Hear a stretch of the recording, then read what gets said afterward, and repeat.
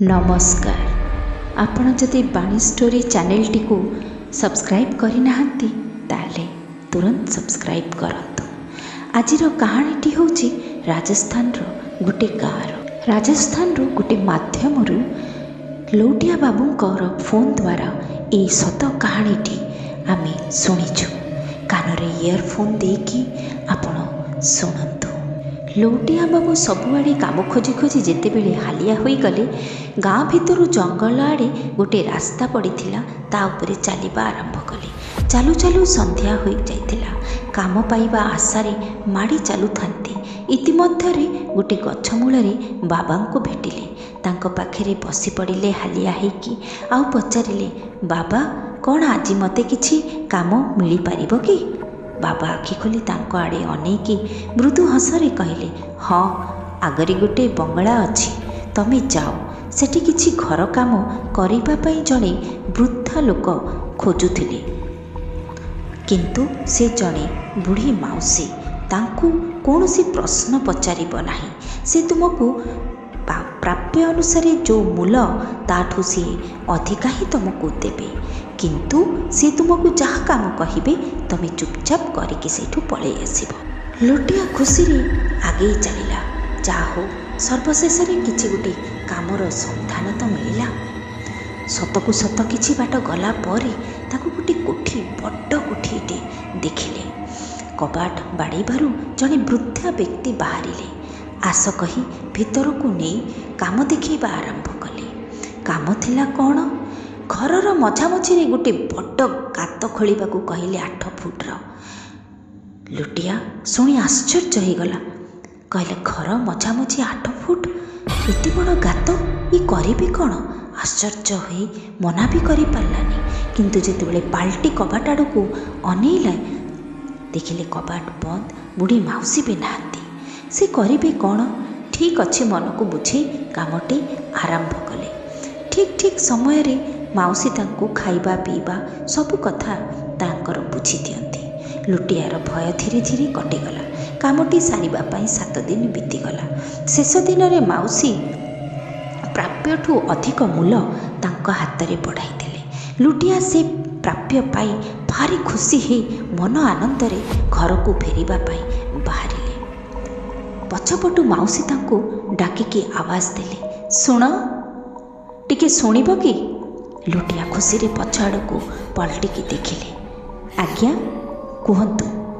शुण, तमे जो गाँव आसच से गाँ रे बाबूलाल हलवाई जड़े रुहंती, तमे तांको चिन्हिच कि?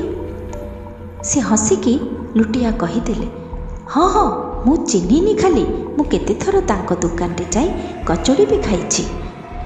हाँ मु तांको पई किछि जिनस पठेबा पई चाहुथिली।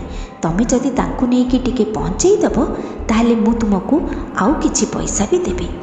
एहा सुनी से खुशी मनरे कहले, हाँ मु पहुंचेई देबी, दियंतु। लुटिया जणे सचोट लोक थिले। सतकु सत गाँ रे फेरी आसी से बाबूलाल हलवाई को सेटा देई देले। माउसी तांको गोटे छोट सिंधुक भलिया जिनसटे देकी कहले, बापा या बाटरे तमे खोलिबनी, एटा नेकी तमे तांकू देदब।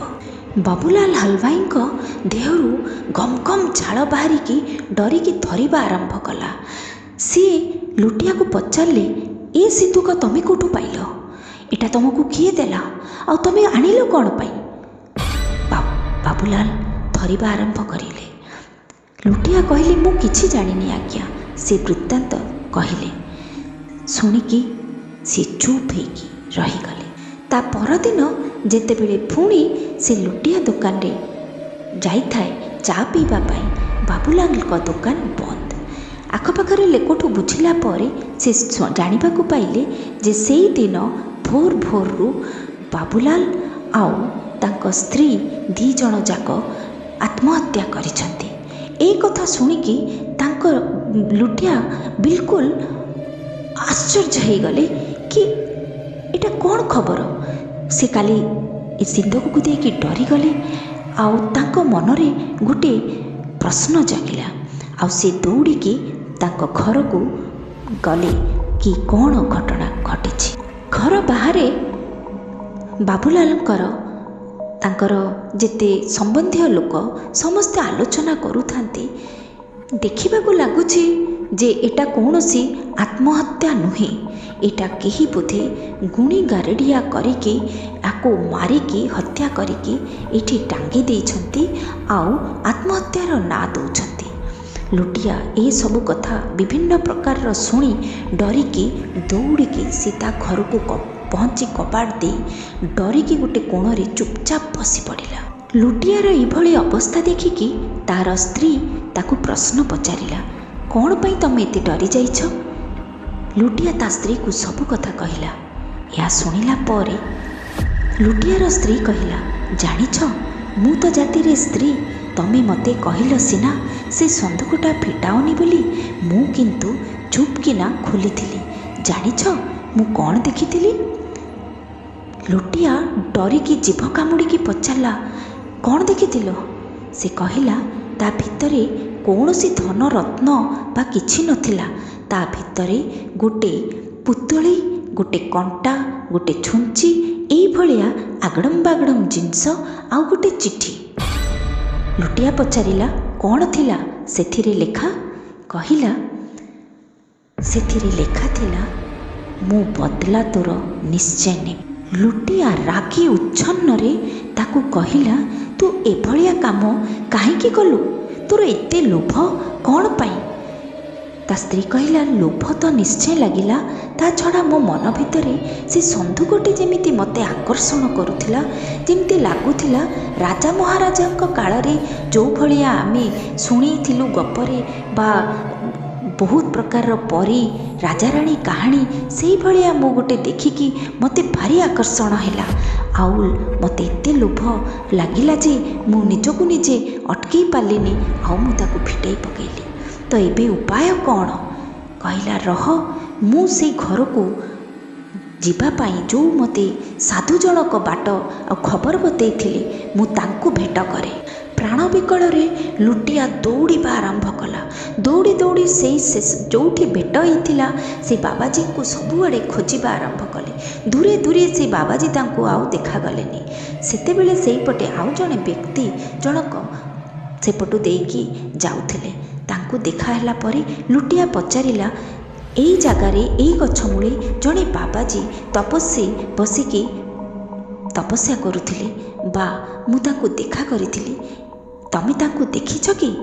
ସେ ଲୋକଟି ହସିକି କହିଲେ, ବାୟା ହେଲ, ଏଇଠି କୌଣସି ବାବାଜୀ କେହି ବି ବସନ୍ତିନି। ଏଇ ଏରିଆରେ କୌଣସି ଜାଗାରେ ବି କୌଣସି ପୁରୁଣା ଘର ବି ମଧ୍ୟ ନାହିଁ।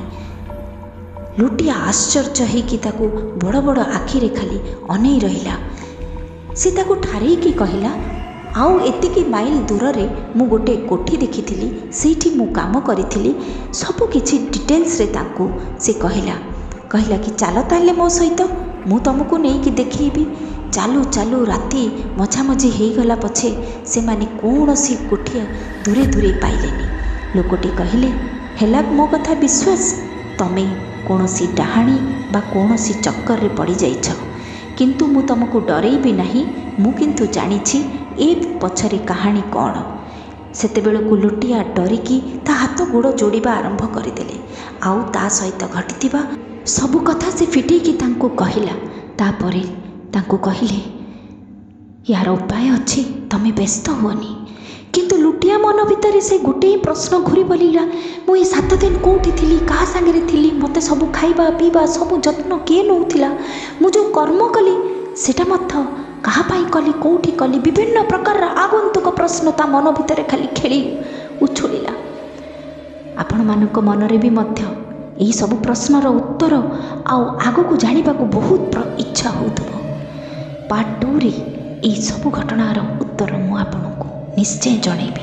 ବିଭିନ୍ନ ଜାଗାରୁ ମୋ ପାଖରେ ଫୋନ୍ ଥ୍ରୁରୁ ହେଉ ବିଭିନ୍ନ ମାଧ୍ୟମରେ ଏହି ସତ ଘଟଣା ଗୁଡ଼ିକ ଆସିକି ପହଞ୍ଚେ, ଆଉ ମୁଁ ବି ଆପଣଙ୍କ ସହିତ ନିଶ୍ଚୟ ସେୟାର କରି ଚାଲୁଥିବି। ଯଦି ଆପଣ ମୋ ଚ୍ୟାନେଲଟିକୁ ସେୟାର କରିନାହାନ୍ତି ତାହେଲେ ଆପଣ ଦୟାକରିକି ସେୟାର କରନ୍ତୁ, ଲାଇକ୍ କରନ୍ତୁ, ସବସ୍କ୍ରାଇବ୍ କରନ୍ତୁ, ଅଧିକରୁ ଅଧିକ ଲାଇକ୍ କରନ୍ତୁ। ନମସ୍କାର।